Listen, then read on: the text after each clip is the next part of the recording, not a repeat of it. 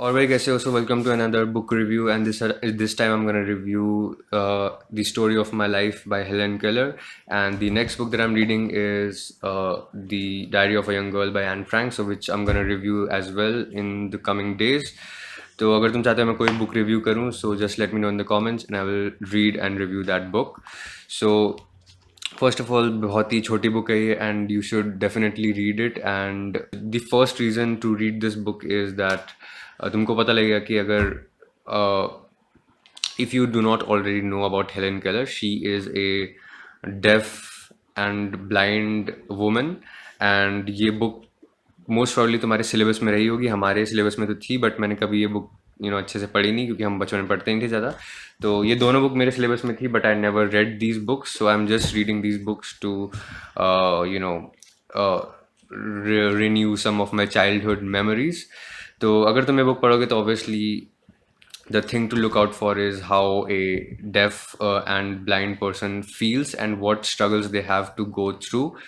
And obviously इसको बहुत ही सारे लोगों से, अपने आसपास के लोगों से हेल्प मिली थी, जैसे कि इसकी पेरेंट्स ने पूरी कोशिश करी कि इसको एक एजुकेशन और एक कम्युनिकेशन की एबिलिटी वो इसको दे सके। एंड उसको बहुत सारे ऐसे टीचर्स भी मिले जिन्होंने उसको अपने they helped her to learn to read and write and even speak. So because she was not dumb, but when you're not hearing, it's difficult to speak as well, so she had to learn that as well. So the next thing is that कि तुम इसको कभी भी जब book को पढ़ोगे तो तुमको ऐसा नहीं लगेगा कि तुम हेलन केलर के ऊपर कभी पिटी नहीं खाओगे, क्योंकि ऐसा नहीं था कि वो बहुत ही she was a very strong woman, वो बहुत ही बेचारी नहीं थी, and it was just her misfortune कि उसके साथ ऐसा हुआ। एंड उसकी आई साइट बहुत ही बचपन में ही उससे it was taken away from her through some illness. लेकिन उसकी वजह से उसकी लाइफ में वो हमेशा से ही एक नॉर्मल चीज़ थी, वो कोई नई चीज़ नहीं थी। तो ऐसा नहीं था कि कुछ उसके पास था जो उससे छिन गया, वो उसके पास कभी था ही नहीं। So it was always a normal thing to her. So it was not कि वो हमेशा ऐसे रोती नहीं रहती थी कि मैं अंधी हूँ, मैं मुझे सुनाई नहीं देता। So she was not, you will not feel sympathy, or you will not feel pity, or you will not really empathize towards her, because she never talks about it as something which was a bad thing to her.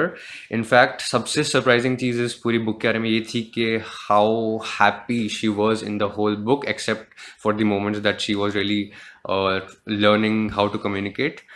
तो ये मेरे लिए बहुत surprising था, क्योंकि मैं ये book ये सारी बुक्स इसलिए पढ़ रहा हूँ ताकि मेरे को थोड़ा पर्सपेक्टिव मिले, and I want to read people who really struggle through their dark times. But ऐसा कुछ था नहीं इसके लिए। She was not depressed, she was very cheerful, she was very grateful for whatever she already had, and उसने कभी भी complain नहीं करी कि उसके साथ ऐसा है सिचुएशन।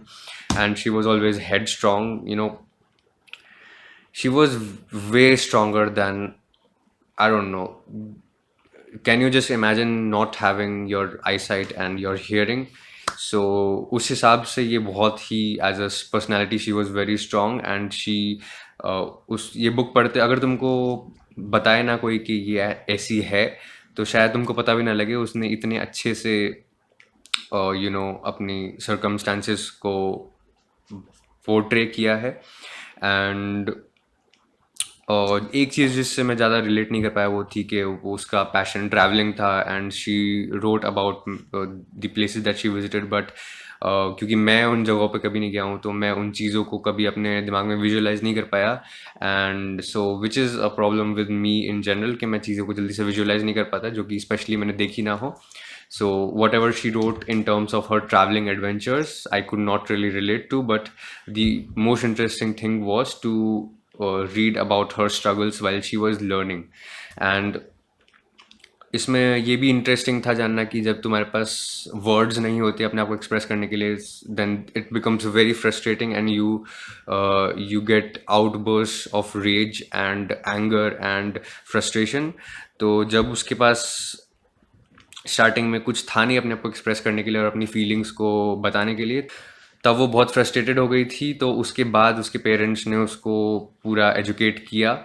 एंड सो या this is the basic of this book. And मैं पूरी स्टोरी क्या बताऊँ, इतना ही है, अगर तुम पढ़ोगे तो तुमको बाकी पता लग जाएगा। And this is a definitely you can easily read it. ऐसा रीडेबिलिटी भी बहुत ही ज़्यादा कोई मुश्किल नहीं है। It's a fairly written easy English and although it is a classic. So anyway, it's something that you should must read I think at least, क्योंकि लेंथ ही इतनी छोटी है। तो ऐसा नहीं है मैं तुम्हें वॉर एंड पीस पढ़ने के लिए बोल रहा हूँ, which I would not recommend to every one.